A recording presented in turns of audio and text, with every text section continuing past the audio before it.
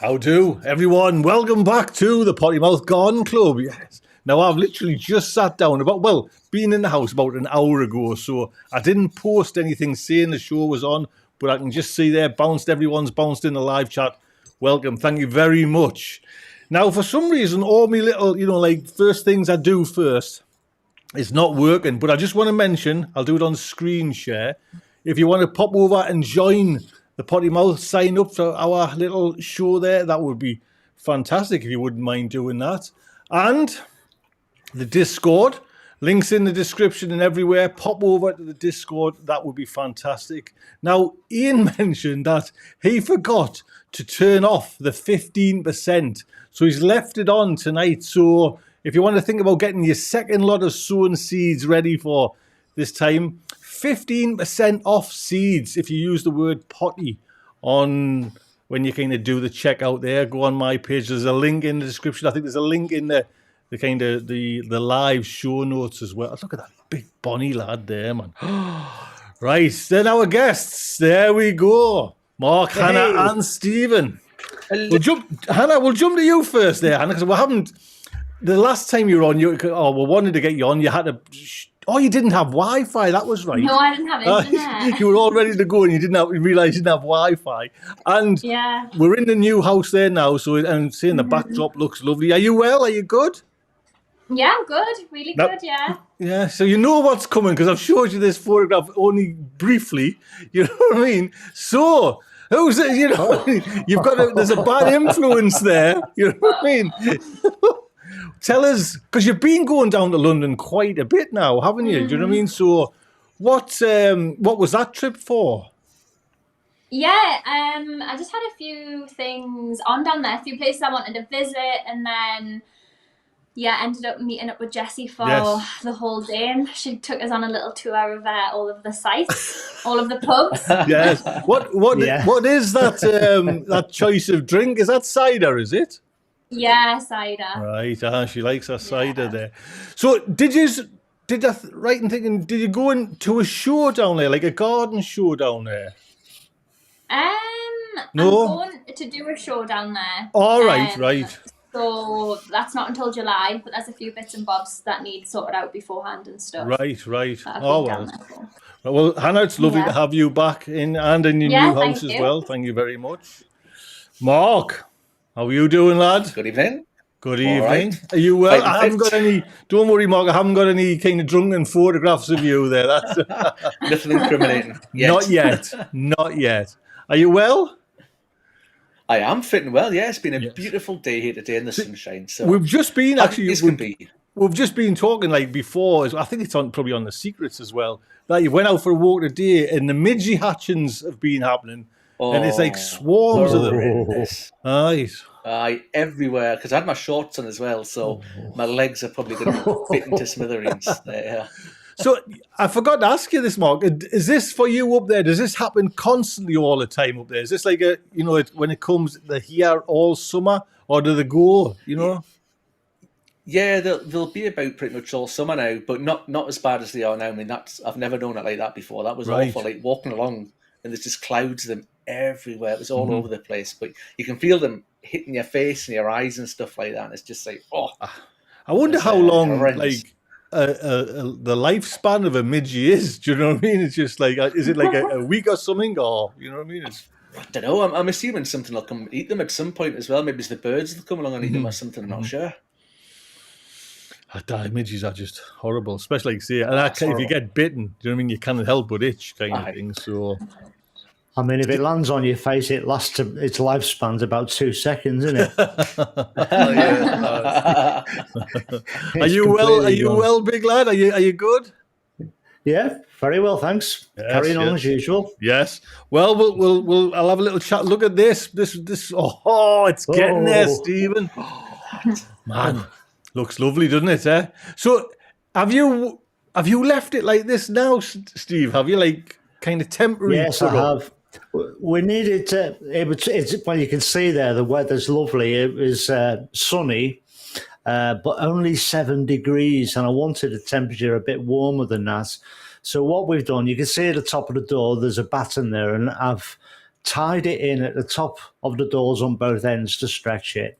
And then I've just put a couple of battens down the side on either side of the tunnel. And then the rest is just tucked in and weighted down with slabs and bricks and things just to keep it down. But the thing is, now that it's on, I can go in there and work in there. And we've got rain forecast now, I think, till the middle of April. But between the rain showers, as it warms up, then that will warm up really quickly. So I'll be able to do all my stretching and final fixing of it over the next couple of weeks now. So that just makes life easy. But we've had an output rain for the last 2 weeks, and now we got more rain for the next 2. So, well, I've been over to your neck of the woods, Stephen, for the last couple of days there, and it's just. Do you know what I mean? It just never stopped. What I want to mention about there, though, you see how you've got your plastic on? Yeah. And I know you're doing the batten round the side. So yes. Did you cut anything off that plastic? You know, because that looks like he's give you, if it is, just enough. Do you know what I mean? Yeah. Have you cut any off the everywhere or not? Or no, I haven't cut anything off it. There's about 2 foot spare on the left-hand side, which you can't see. And on the well, you can see it looks very short there on the right-hand side, but that's just enough because the rail will come down and produce more spare, and then I'll just dig that into the ground. It makes it easier digging it in there rather than lifting the path. On the other side of the tunnel where you can't see, it's just bare soil, so I can dig a trench and bury that stuff in there. Just makes life a bit easier. And this is first tunnels, is that right? It is, right. And are you still, because the last time we spoke about it, you're quite happy, you know, like the build and the quality. Is that still the case? Very much so. I had a mate come down to help me today because we've put 4 or 5 tunnels up together now. So I got him down and said, look, come down, give us a hand for half an hour. And we literally put that cover on there in about half an hour, 45 minutes, just to where it is now. And he loves it. He says, God, it's so much better than the other one because it's got so much height at the sides as well. It's really good. I mean, Mark knows. Mark's got a similar one, similar size. Well, it's funny. I'm just looking at your sides because you've got the same sides as me there now, where it's like straight, then curves. Do you know what I mean? So yeah. Yeah. And just while we're talking, kind of there, look at this. Yes, that's posh, isn't it? Hannah. So posh doors. I know. I was looking at that, thinking, man, them kind of just looks like. Hannah, did you build this yourself, you and your partner, or did you get someone in to help you? Yeah, we had a load of people come and help, really. So that was just a load of us chipping in, doing various jobs. But it took a good while. It took a while to sort of level the ground and empty the beds that were there. And then it took quite a while to actually put the polytunnel together, and it's still not finished, to be honest. Right. Still need to cut the circles in the side for the vents, and then obviously need to put the beds inside of it as well. But yeah, it's been a good job. It's been fun, actually, and it was good. So, good work. Hannah, I'm just looking at the bottom there. So it looks, are them kind of like pins that go into the plastic then into the ground? Oh no. So that at the bottom is like a zigzag wire that literally just holds the cover in place. Right. It's not actually dug into the ground. It's just got a base rail at the bottom, and there's like anchor plates on each of the hoops, and they're dug into the ground. So it's not the trench method. But I think it's pretty secure. I hope it is. No, it it's looks quite a windy site. to be honest, like the door looks like a cracking door. So how does the door open? Does it swing or slide open? No, they slide open. So each of them slide to the opposite sides. Because I'm just looking at and then there's just a single door at the back.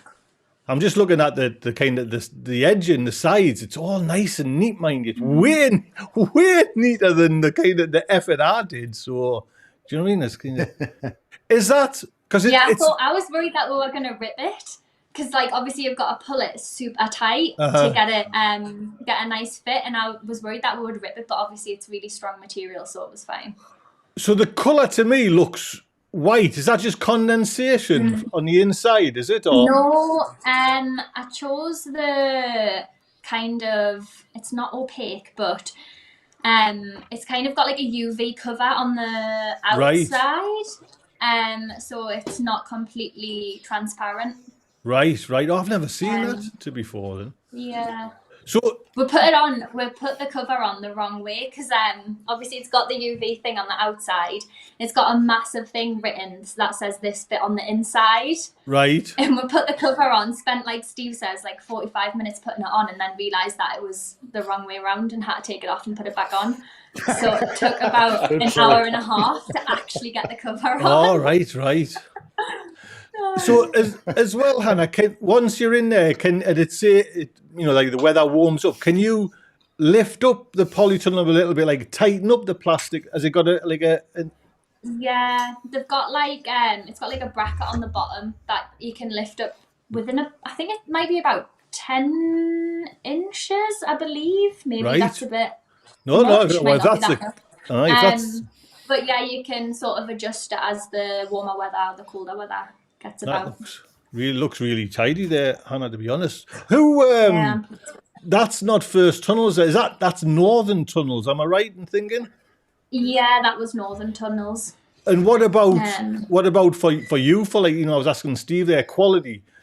Are you happy with the kind of the quality with the way it went up and the instructions? Honestly, I absolutely love it. Like Right. there was instructions on paper that they gave, and then all of the instructions are online as well. So obviously when it's at the allotment, it's got a bit, it was raining one day when we were putting it up and stuff, but yeah, it's super easy to follow, and there's loads of videos on YouTube about it. The company have got videos and stuff on, so watched a few of those as well. But yeah, they've been really good. So have you got your inside laid out? Have you got any kind of vegetables in there or kind of things in there or not? I've got the wood for the beds, Right. and the staging's up, and it's got some sort of like boards on top of the staging, but I need to wait until it gets a bit warmer, to be honest. And just there's too much of this going on. That's what it is. There's too much of that going on. You know what I mean? So yeah, you're right. Yeah. Hey, well, honestly, Anna, it looks lovely, to be honest. It looks really nice. Look, well, while we're on then, Mark. Yes. What's that going to be? Oh, it's a mess at the moment. So our back garden's kind of in two bits, and this is what we call the secret garden. That's we've done nothing with it since we moved in. It's just a bit of a mess at the moment. But the string you can see there is where I'm planning on putting the greenhouse. So it's not going to be little Steve. It might be medium Steve if it's 6x6. So it's right. And that's just like the rough, very, very rough. It's not even straight. Very rough sort of outline of where it's going to go. And I'm just looking at it, Mark. Is that from the left-hand side to the right-hand side? Is that flagstones down the right-hand side? It is, yeah. So those there's like 3 flagstones at the back there that I'm going to lift. All right. Because that path that just goes down there. So where I'm standing, I'm in the doorway of the shed because it's there was hailstones coming down at the time. So we're in the shed, and that's just those flagstones there don't really go anywhere other than the side of the shed. So I'm gonna, once I've got the bit sort of planned out for the greenhouse, where you can see that pile of leaves to the left, I'll probably have more of a sort of central path coming down there. Right. It'll bring you from where you can see the brown wheelie bins at the top there. The driveway is just to the side of that. So I'll probably have a central path coming down from the patio area there down to where the shed is, and get the wheelbarrow sort of up and down and whatnot. Well, I'm hoping, Mark, I don't know if this is the case, I'm hoping the sun comes from where the slide is, or does it come from where the garage is? Where the slide is. Right. Used to get in and out of the greenhouse. That's south facing. Oh, so man, that's sun's perfect. down there to the south. So it's not too bad. Have you decided on which company, Mark?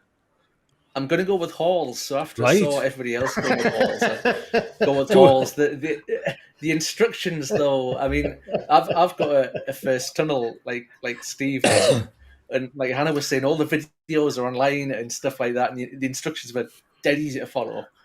But I've heard rumours about the instructions for greenhouses not being quite so straightforward. Are you naturally a bad-tempered man? Are you? Well, I think I might give myself the whole day and take my time. A few cups of tea and a bit of a break and some deep breaths and all that. Well, to be honest, that there's one thing. There's me, there's Sophie, and if you really get stuck, you can contact JB. Do you know what I mean? But I don't know, like 30 episodes in, and he's just put it up. You know what I mean? Oh. So the big question is, Mark, then, is it ordered?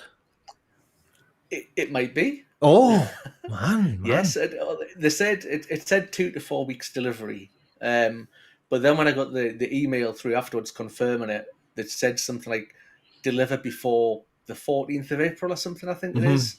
So, a couple of weeks. So we'll get that area there. We'll get it all prepped and sorted out, ready to go. So when it gets delivered, we can get it straight up with a bit of luck. Like I say, we'll laugh about the Hall's instructions, but I cannot fault them as like a delivery company. They got it there perfect. You know what I mean? There was no issues for me. The greenhouse is solid once it's up. You know what I mean? Once you tackle the, but it's just remarkable how bad the instructions are. Do you know what I mean? It's just like from what you've had, putting up a polytunnel. It's just because you just cannot see them. You know what I mean? They just don't. No.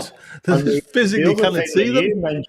The other thing that you mentioned in one of the videos is I'm surprised. You were surprised. I was too. That they don't supply you a handle for the door. Aye. Oh, really? I can't get over that. How do you open the door? You can open it. Well, that's what you just grab hold of the door itself and push it, almost claw it open. You can use it. It's usable. It's just you would think for something like that they would have a half decent handle on the door. No handle. It's just kind it of. Is what it is. It's almost like you've got to like cling on and just slide it. It's bizarre kind of, but because I spent quite a bit of thinking. You know, when you think I've chucked something away here, and I was thinking, have I chucked the bloody handle away? I'm going to look right. You know what I mean? Idiot on YouTube kind of, and I threw away this and I threw away that, but no. And another bit of advice, Mark, is try and find out, or even ask me when you do the window, even on the build, the initial build, you've got to put this nut into the frame and slide it up for the window. Just come to us and say, Tony, what was that tip? And I'll do that. I'll do the video for you because it's just like there's no way on God's green earth that even tells you to do it. You know what I mean? So, I'll give you one more tip as well. The door rubbers on the doors of the Hall's greenhouse in the summer they get quite warm and supple. And if you walk out of the greenhouse or into it in a bit of a huff and shut it with a bit more force than normal, the rubbers can actually go past the structure of the greenhouse itself, and then it's one hell of a job to get the door back to where it should be. So be careful of that as well. Right, I know exactly what you mean there then, Steve. Them rubbers, there's two like on the door, they've got two rubbers, and they almost like stop the door. That's right. Right, so yes. I mean, you shouldn't be throwing a big piece of glass around like that, but occasionally you're in a rush or whatever and you're trying to get in out of the rain or whatever. You do throw it and then the rubbers go past and then you've got to feed it little by little back through and then you've got to do the other side as well without the other side coming back out. So I've got the knack of doing it now. I can do it in about 2 minutes, but it can be a bit of a nightmare. So just be gentle with that door when you're using it. I was trying to decide what to put down inside it. So it's just mud where it's going to go down, and I'm not going to dig beds into it. So anything that goes in there will be like pots or seed trays or something. And I thought, could you put astroturf in it, or would that get too hot? Do you think because obviously the sun's coming in, if it get too hot? I don't know. I thought, maybe I just put gravel in it or something. I've never used astroturf. So did you see what I put in, Mark, on mine? No, what was that? Well, I put mine as a little bit because it's not south facing, so it's not going to get like blazing direct heat. But I put down some of that tin foil with the foam on the, when you put on the laminate. Do you know what I mean? So I put some of that down. Then I put some of this. It's almost like children's matting, where it it's a sponge, and you link it the together. foamy stuff. Yes, yeah. And I've done that, and it was only from B&M Bargains, I think. One of them, £15 for a box, and it did my 4x6 one pack for 15. Brilliant. And I was thinking maybe my shelving might be a bit wobbly or unsteady. Yeah. But no, it's lovely. So I nip out there my socks. I nip out there my stocking feet, Mark. That's what I thought about AstroTurf. I thought that'd be nice on your feet, But then if it's like 40 degrees in there, might be a bit, I don't know. The only thing as well is AstroTurf, if you might drop soil, do you know what I mean? It's kind of... getting it all in about it. Yeah. But I'm looking forward to the temper tantrums. Steve, they're going to be fantastic when they go. An angry Scottish man with trying to put up a greenhouse with glass. He's from the northeast. I know. From the northeast, man. What glass did you go for, Mark? Did you go for just agricultural or toughened? I went for the toughened glass because we round the corner from where you can see that picture there's a big lawn there. And we'll play football and stuff on it like that, and hockey and whatnot. So I don't want any stray hockey balls or footballs finding their way over to the greenhouse. If they do, then at least the toughened glass is there to sort of take the impact. Well, I'm looking forward. So we'll be having some videos on that then, eh? Because it's all... looking at JB's channel, I'll make it a good 50, 60 videos out of it, I reckon. I very much doubt he's finished on that. Right then. Well, I also forgot to mention, if you want a question, and I see there's quite a few questions in there, put a capital Q and then type your question, and then I'll be able to find it. We have one straight away.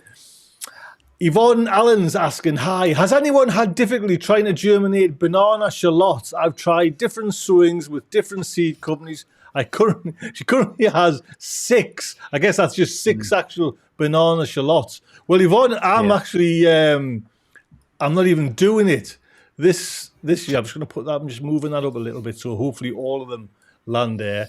I'm not even going to sow banana shallots. Yes, last year I was led down a garden path where they looked fantastic, and then they just didn't do anything, and then they were like horrible things. And I think it was Dan's allotment garden had trouble one year, the year before with them as well. So, but somebody had a really good year with them. Yeah, somebody did have a very good year with them. But there is some batching problems around at the minute. I've had a few emails from various subscribers talking about it, and one guy's been very, very accurate with the seed that he's sown from a particular company, and I've told him to feed that information back to the company. Now, I've sown every single banana shallot seed that I possess, and I've got 4 different batches, and I think the one that's been successful so far is 2 years old. So the new ones are bought, nothing, absolutely nothing. So there is some inherent problems out there with the supply to the country. Wherever it comes in, the wholesaler sells it off to the different seed companies. I don't know what the problem is yet. We haven't got that far, but I'm just doing some testing, and then I'm going to feed that information back to the company. But yeah, there are some definite problems. And were they all germinate at the same time, all in the same compost, all the same temperature, but just some haven't, the new ones haven't? Yeah. I've just basically got 4 seed trays, and I've just labelled them as obviously Zabron shallots, and then I've put the date on them that there was the use by date on them. And I've got 4 separate packets, from 4 separate batches, and we're just going to monitor them, see what come up. I mean, I've got one tray, there's probably 30 or 40 shallots in it. The next tray's got 2, and one has got absolutely nothing in it at all, and that's a fresh batch as well. So, well, I'm not, like I say, I'm just going to wait till this kind of blows over to try again, because when I first kind of started watching the garden, like the YouTubes, and it was, I think, Dan's allotment garden diary, and he was like obsessed with them, you know what I mean? And it was great to get excited. And then I had a good year, then I've never had a good year since, and I thought, not. Hannah, have you tried banana shallots? Have you got banana shallots this year, or? No, I haven't. I know I was tempted because I I remember you talking about it last year, Tony, but then I remember watching your video when you harvested them. So I think I might wait for another year. Yeah, no, I know. It does put you off. You know what I mean? It kind of Yeah. you get stung and that. Mark, up north, can you grow onions up north? That far up north? Yeah, just about. I did the banana shallots last year for the first time, and they were pretty decent. I didn't do very many because it was a bit of a let's just test these out and see what they're like. And they grew champion, and I've done some again this year, and I got my seeds from DT Brown.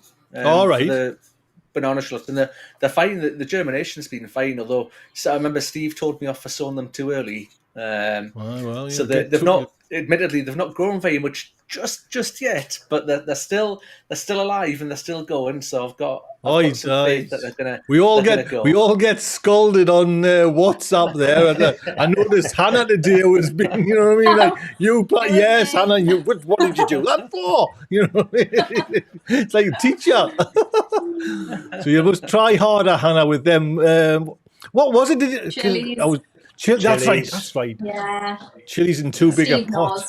That's a good topic then, Steve. What determines like the size of pot for the why would a bigger pot? Because this is, I think, Hannah, is that right? Am I thinking you put a too smaller chili in a too bigger pot? Yeah. Moved it, potted it on too quickly. Too quick, and he was there. He was there when you handed in your exam homework. He was there. You know what I mean? You want to keep your plants active at all times. That's the key with growing plants.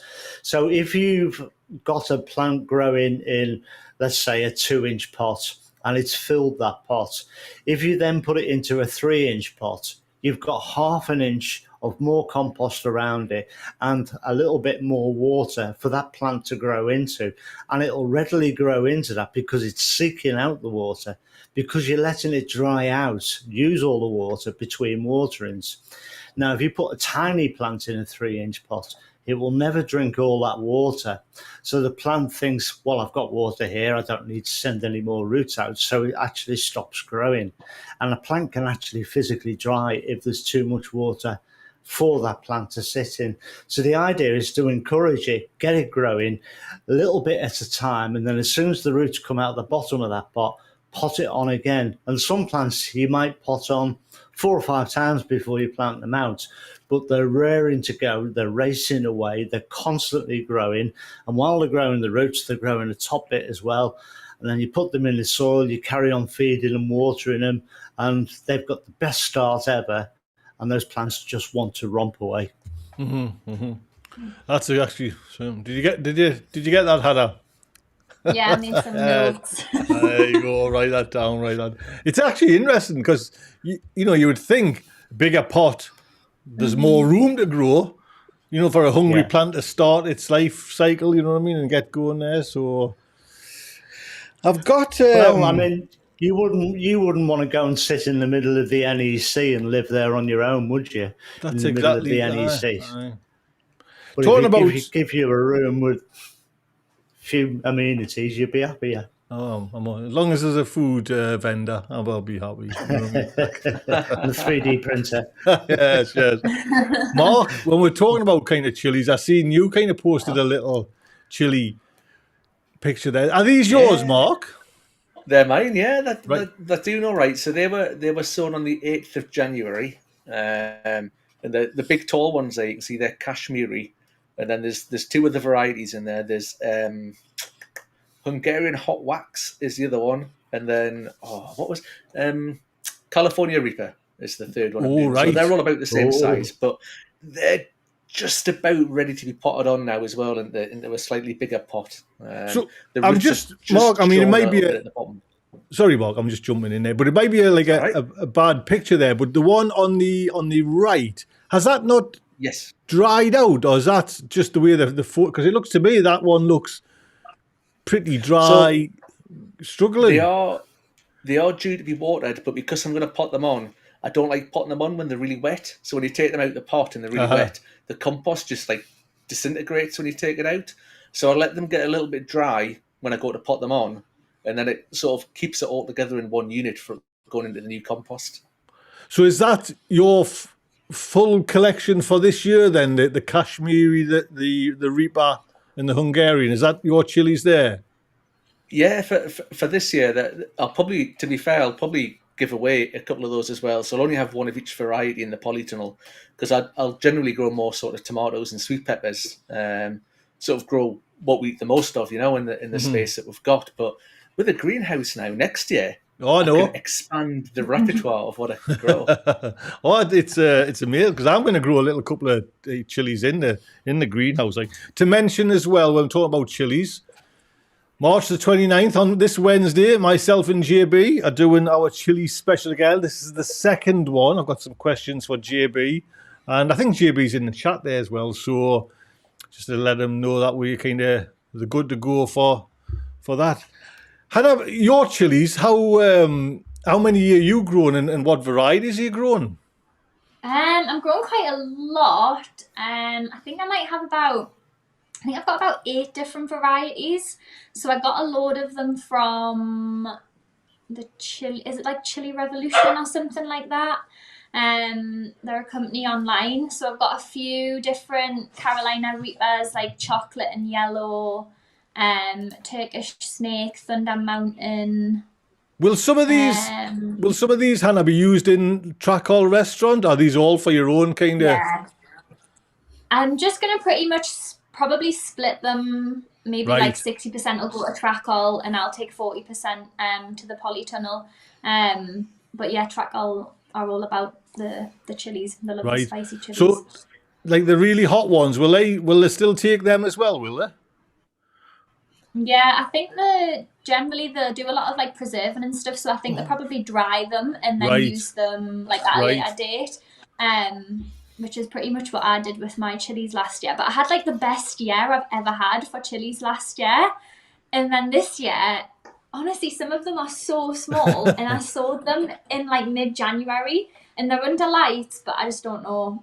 Oh, I know, it's like, that's what, I think that's why it's a nice challenge, you know what I mean? And when you talk to JB, because JB is totally excited about them, it gets you excited as well, because they're all a fickle thing. Do you know what I mean? And my habit is like taking them up too early and getting knocked. And once they get knocked, it just seems like they're never really, they'll throw out the odd chili, but not like in the abundance you want. You know what I mean? So, no. I think they are quite a slow growing plant though, aren't they? Is that generally right? Yeah. It's when it gets to like September and they're still 5 inches, you know what I mean? You think, oh God, something's wrong there. Composting. Yes. Steve, are you still growing some, aren't you? You've still got some mild ones coming along. I've got a few. Yeah, I've got a few chilies. The one, not the one I bought from the chili farm. I didn't have the temperature high enough for them, and I wasn't going to start a new propagator for them.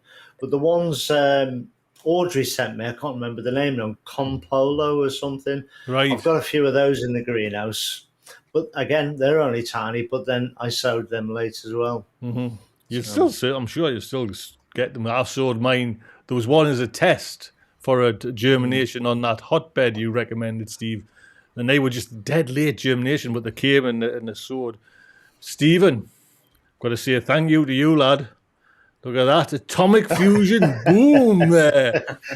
And to be honest, Steve, there's more than, because these are the ones, along with the Black Moon from Growing Local, are the ones I'm kind of excited about. You know, these are atomic fusion. Audrey sent a packet over, and I think with me showing it here and then all the housework and everything, I don't know where the Dickens it is, but Steve kindly, and I bet there's about 15 or something in there, Steve. So there's around there. I mean, I counted out 12 and then threw an extra couple in because you told me you wanted about 3 or 4 plants. I thought, well, I'll just cover it and make sure you've got enough. Well, I'm probably going to. I'm hoping they'll be kind of, like you say, because apparently they're a bigger one than the Brad's Atomic. So I'm hoping they might take over from Brad's Atomic, you know what I mean? Which is kind of be me staple go-to favourite for a while there. So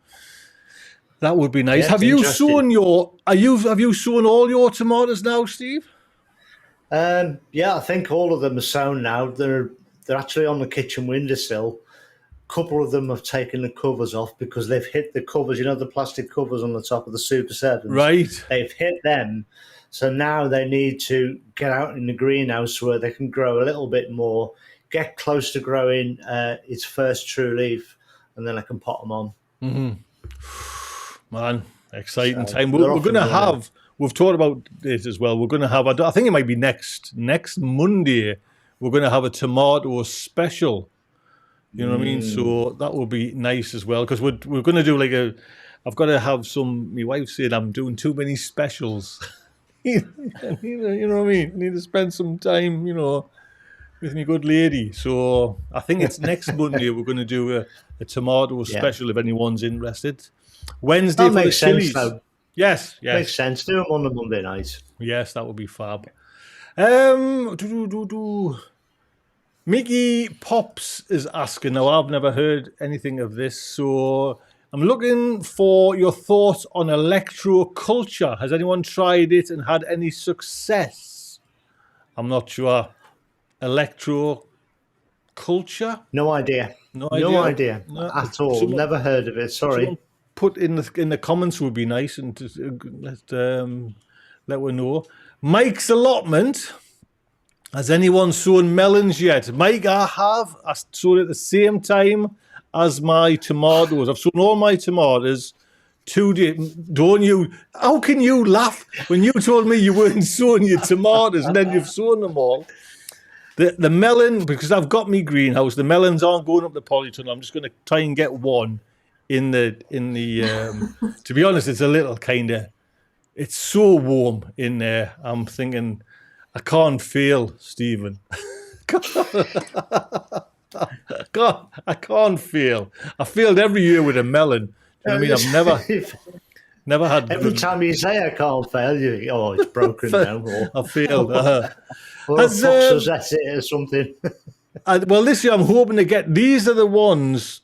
Erie, I think they're called ERIA, possibly the ones Charlie Dowden grows. And I thought, if he can grow them, anybody can grow them. That's the way I was thinking. Do you know what I mean? What does he know? You know what I mean? So if that fella can do it, I surely can, man. Do you know what I mean?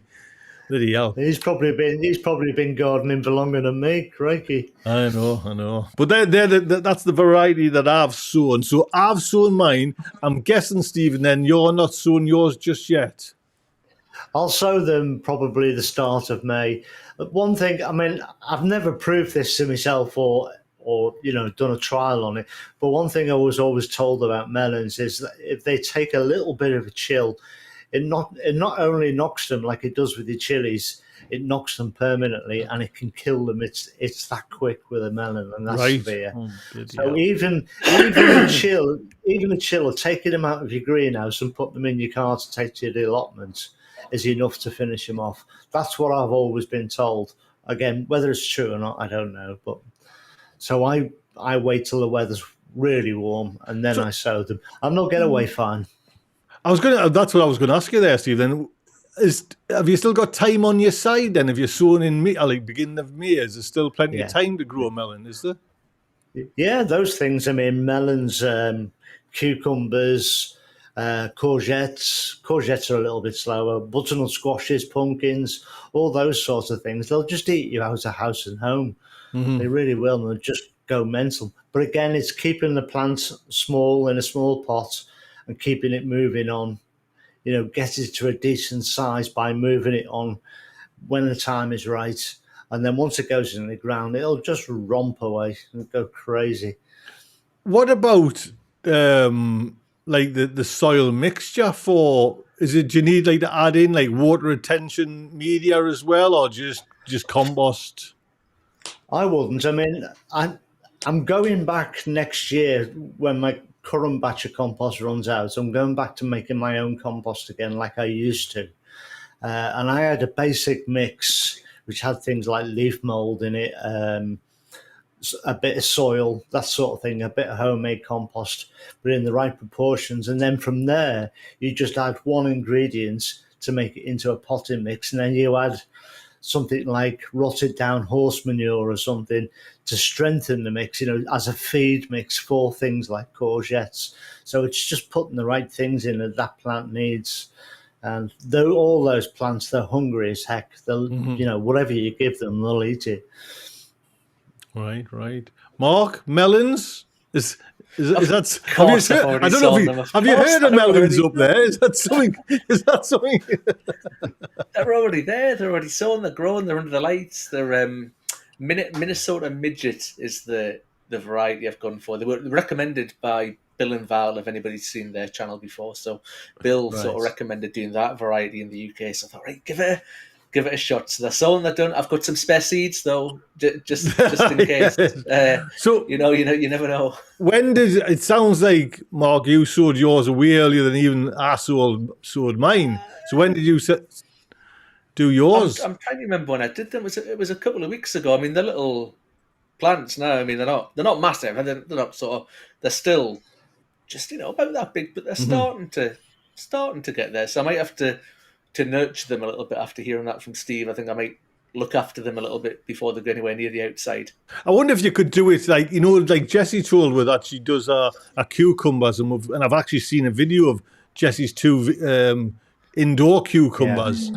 Do you know what I mean? I wonder if we could do like an indoor melon. You know what I mean? If you've got the kind of right, just like if Steve's saying what he's saying is like, even like me opening a greenhouse door, if it's cold outside and it gets knocked, you know what I mean? It's like, we'll see and see. Hannah, is melon something that's on your horizon?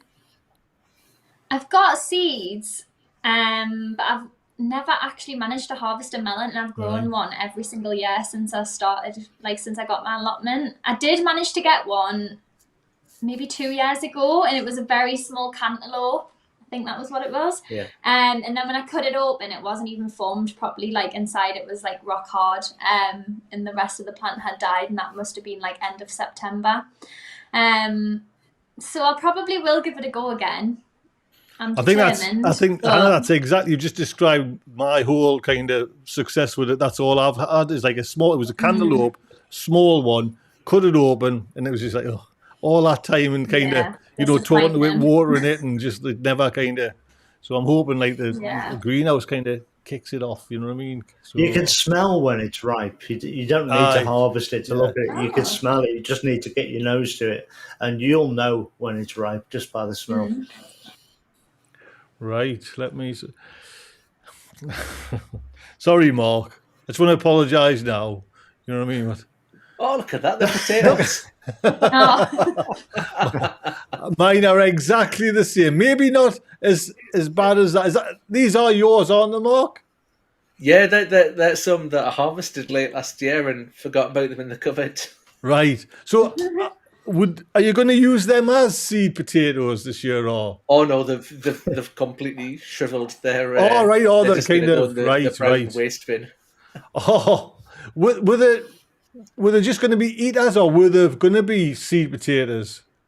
Just eaters. No, they were just in storage because they're in the cupboard there in the dark. And it's obviously got a little bit too warm in there, and they've taken it upon themselves to try and grow. And they were massive. Honestly, the white stalky bits. Oh no, I've seen the picture. I'm just going to get, because I'm sure I've got mine over here. See you later, Tony. To be honest, I forgot all about. You order them, always come like, and if you don't, Steve was saying don't chit them. So I'm kind of seeing if I can just get one. Look at that. Oh, look at that. Look at that. Well, you put them out to chit as soon as you see the first bit of green sprouts. That's the way I do it. Everyone does. Everyone's got their own way.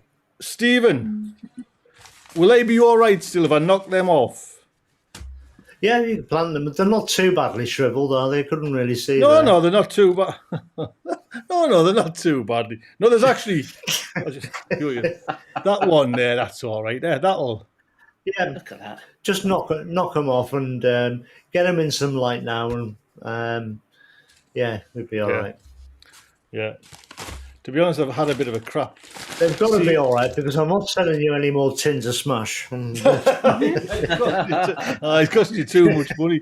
I had it. They were actually, Steve. They are the ones you recommended, the King Edward. So King Edward's best potato ever. So you just knock these off. Yeah, just take them off and put them in light now, and they should be all right. Put them in light now, or I mean, I'm planting mine this next week. I'm planting mine, but I've got some chits on mine. Some of them haven't, but I'm still planting them all this. Maybe not this week, maybe the week after. And that's mains as well. You're planting like all. I always plant all of them at the same time. The whole lot. Yeah. Hannah, potatoes. Have you got potatoes? Have you got potatoes like mine? No, they've been sat on the windowsill actually. Right. But now, to be fair, since moving, they have sat literally between the dining room and living room for about 3 weeks. I need to take them to the allotment and get them planted. But yeah, they've chitted quite nicely so far. And usually, I heard you meant to plant them on Good Friday. I think that's an Irish thing. People say Good Friday is the day to plant potatoes. There's a thing with that, is that every year Easter changes. One year it'll be the end of April, and the year that I decided because I was doing it with Good Friday as well, and that particular year that was right on the end of March, and ever since I always plant mine at the end of March. But it varies so much. Yeah, I was going to say like Easter's all over the place. You know what I mean? Kind of. It is, yeah. Mark JB just a saying, I don't know if you've seen it. If you get a second-hand greenhouse from the 80s, let him know, and he'll be able to give you some good advice there. Keep him on speed dial. So yeah, and he's got some spare. He's got some of that spare plastic glass stuff as well, hasn't he? To go in if we haven't got enough proper glass in the right imperial size, I guess. Did you, Mark? Did you ever think about going for the plastic? What's the plastic glass called again? You know, like I'm just trying to think of the name. Kind of thing. Polycarbonate. Polycarbonate. Yes, yes. Yeah. Did you think about going for that or not? Or I did, yeah. But what I think the main thing that put me off is I think it starts to discolour, doesn't it? After a couple of years in the sun, it really starts to discolour. Because I know there's a whole thing about it being quite lightweight, and if the wind catches it, it can sort of take them off and what have you.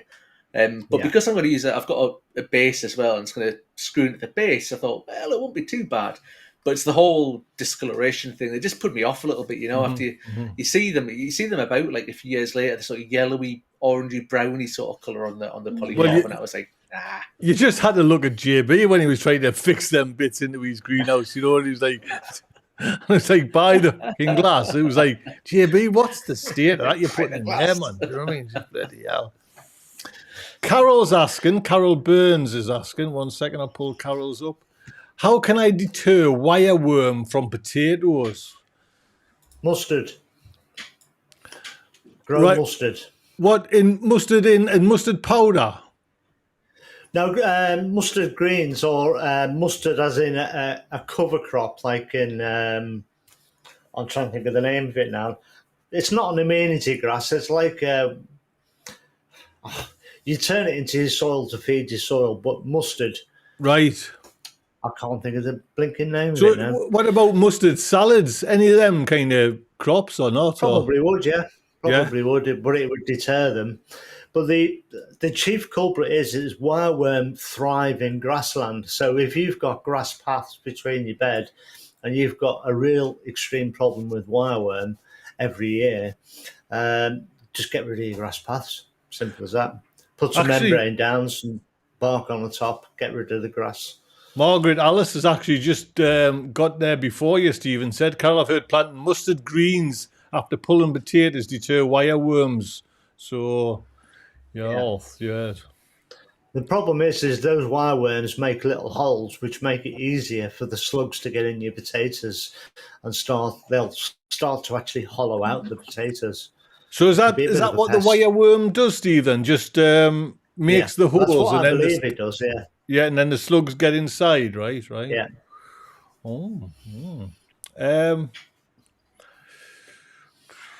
Francis Francis, I get this wrong every time, so you'll just have to kind of bear with us. Does one always wait for first set of true leaves before potting on? Now, I guess that's with like bust plants. You know what I mean? What's your thoughts then, Steve, on that? Sometimes I do. Like I like to with my tomatoes if I can, but not all plants, not all of the time. It depends how much of a rush I feel I'm in, and if I want to get them on. You can actually, if a plant is just this big and just coming out of the soil, you can quite easily, if you're careful, take that out of the soil and plant that on, and it'll do well. But you've got to be quite delicate. Mm-hmm. But that's the traditional advice: is wait for the first true leaves and then go from there. Right. Hannah, is that something you do, or when you're kind of potting on and do you just wait for the true leaves, or do you pot? I usually do. Other than with like kind of the bulkier stuff like my courgettes and squash and things, I actually didn't wait till my chilies had true leaves this year. So I think I'm actually going to be scarred from that now, because obviously they're really struggling. So from now on, I probably am going to wait until they have true leaves. Mine have potted on. Do you know what I mean? With just the kind of like the new leaves. I've never waited sometimes, and the trouble is, I suppose, with chilies as well, because they're so slow growing, you could wait ages for those first true leaves. Yeah. So I always pot plants on when the conditions of the plants are actually in warrant it. So as soon as I think that those plants are potted on, that's when I go for it, whether they've got true leaves or not. Most of the time, I must admit. Steph's asking question: is it too late to sow onions now? Just from seed, I guess. Go for it. Go for it. I mean, definitely spring onions. You can just keep on doing spring onions, like crop after crop after crop. But what about like a main crop of, like, say, stir-on onions, Steve? Can you do them from seed now still? There's no reason why not. You'd be better off with sets right now. You get a better start. But you can, if you've got a tray of onions, get them going. You might not get them to full maturity size. They might not grow this sort of size, but they'll certainly grow this sort of size by harvest time, and you'll get a crop. It's all you want, really. I mean, especially for, say, red onions. I don't want big onions. You know what I mean? I just want one onion that goes in one salad. That's the ideal one for me. See, I've got a tray of, like I know you have, Tony. I've got a tray of red onions in the greenhouse now, and they're probably only about this sort of size. They'll be potted on this week. I'll get small onions from them, but even if I've only got like spring onions, they're still edible, so they're worth doing. Definitely. Well, we are coming up to the top of the hour again, so quick, so soon. Hannah, I'm going to jump straight to you and put you on the spot there. Have you got a tip of the week? Yeah, actually. I just did this today at work, and I've always had trouble getting wildflower seeds to germinate. So a few years ago, I started to mix the flower seeds with compost and then scatter the compost onto the bare ground that I wanted them to flower in. And since then, I've had more success with getting the flowers to germinate. So my tip is to mix your wildflower seeds with the compost and then scatter that instead of just throwing the seeds down. And where are you sowing them seeds in your wildflowers, Hannah? In your allotment? Yeah, honestly, I must have sown, I put this on Instagram today, I must have sown thousands of wildflower seeds because I absolutely love that sort of like cottage garden look thing. And I can honestly probably count on my fingers and toes how many flowers I've actually had. But then since I started doing the compost trick, I've had a lot more. But yeah, I've scattered them on the allotment at the back where it's a bit shaded and nothing really else grows. And I scattered some in the Trackall kitchen garden today, in the back corner. Right. So hopefully it'll have a nice little flower bed going on. I tell you what, I've seen as well on your Instagram, Hannah. I forgot to mention this to you. You had a ladies' day at Trackall at your. Is that right? Well, did it go all right? Did many turn up or? Yeah, it was really good actually. More turned up than I even thought. Obviously, with it being a public place as well, people just sort of popped in and joined in, which was really nice. Yeah, it was really nice to meet some people, and I'd actually spoken to a few of them for like years on Instagram. Right. I'd never met them before, so it was really nice. So what did you put on? Was there show demonstrations, or was it just like a mingle? Come and have a look at the kind of, so it was a bit of a tour around the garden. We went up to the microgreens, and then we did sort of like a sew along. Grown Local sent some kits for people to take away and some seeds for everyone to sow. Right. So that was really nice, yeah. So and then it was just a bit of a chat, really, just really laid back, sort of few hours in the morning.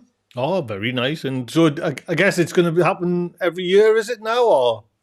Yeah, I think so. I think we're going to do a few events by the river as well this year. So hopefully we'll have a few more people visiting. Very nice, very nice. Well done. Mark. We ought to go along, Tony. In drag. In drag. Hi, who's the lady at the back? With the beard. with the tash. Right. Mark, tip of the week, sir.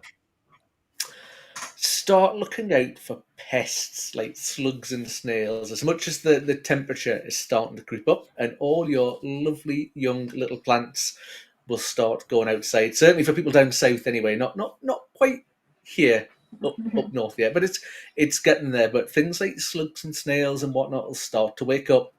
Just keep your eyes open, look for them. I mean, I'm a big fan of nematodes. I know they've been talked about on the show before. Some people do, some people don't. I like to use them, and I find it keeps the slug and snail sort of population quite controlled. But if you can get on top of them early doors, don't let them start reproducing and stuff like that, as it just gets worse and worse and worse as the year goes on. No, I know, like exactly what you said there, Mark. If you can get on top of it, it's, you know what I mean, because you eventually seem to be chasing your tail. But Steve, I've got a picture. You sent a picture. You know what I mean? And this is not one of yours, but it's just so happy. You know, you can see, little seedlings, the damage that they can do, and they're there. Do you know what I mean? They'll chomp away on them, you know, and it sets you back, especially with seedlings. You know what I mean? It just sets you back. It does, because I mean that will just eat that seed leaves, and then there's nothing for the plant to photosynthesize. That plant's then dead, and that's why I, check everything, and I do use slug pellets, but in a controlled way, so that it's safe. But yeah, one little thing like that, and it could just really, really ruin your day. Ruined. Stephen, tip of the week, sir. Right, I've got kind of two really, because they're sort of connected. The first one is to make sure you prune your roses after the long winter. Some of the branches will be looking a bit battered as they've been blown around, so prune it back into a shape. And with rose bushes and floribundas and hybrid teas, you really want a goblet shaped. And if you think of that goblet shape, dividing your perennials now, so anything like a Shasta daisy, as it grows, it spreads from its rootstock, it spreads outwards like this, and the center tends to die. So when you lift the perennial, you'll get 4 or 5 new plants from the outside bits. Plant all those, get rid of that middle bit, and then you've got fresh plants, and that way you're protecting your own stock as well. So divide perennials and prune your roses. There you go. Thank you very much. Hannah, thank you. Mark, thank you. Stephen, thank you. It's been a pleasure. So just remember, our chili special, myself and JB, this coming Wednesday, and then next Monday, we'll get together and we'll have a tomato special, if that's all right. That'll be fantastic. And because everyone's kind of now sowing them, so now it's like kind of how to take them to the next level and get a fantastic crop. If someone can tell us that would help me out immensely. So big thank you to everyone. Stephen, thank you. Hannah, thank you. It's been a pleasure. Don't wait too long to come on next time. And Mark, always, oops, what have I done there? What are you doing? So thank you very much, and we'll see each other next time. Take good care. Doodle bit. Cheers, everyone. Bye. Bye.